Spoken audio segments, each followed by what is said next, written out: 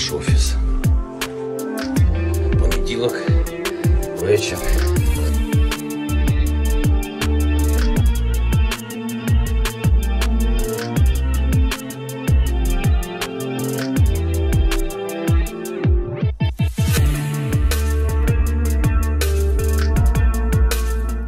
Ось вечірній Київ.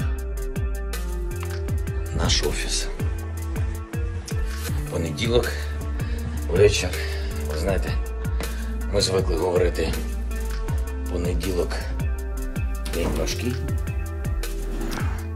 В країні війна, тож кожен день понеділок. Зараз звикли до того, що кожен такий день і кожен такий день і вечір. І сьогодні 12-й. 12-й вечір нашої боротьби, нашого захисту. Ми всі на місцях, всі працюємо, кожен там, де повинен. Я у Києві, моя команда зі мною. Тероборона на місцях, військові на позиціях, наші герої, лікарі, рятувальники, транспортники, дипломати, журналісти. Усі. Усі ми воюємо. Усі ми робимо внесок у нашу перемогу, яка обов'язково буде.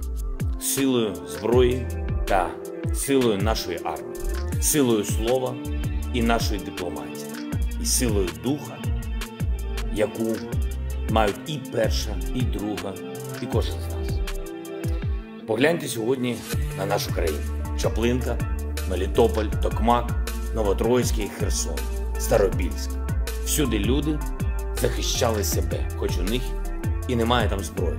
Але це наші люди, і тому зброя у них є.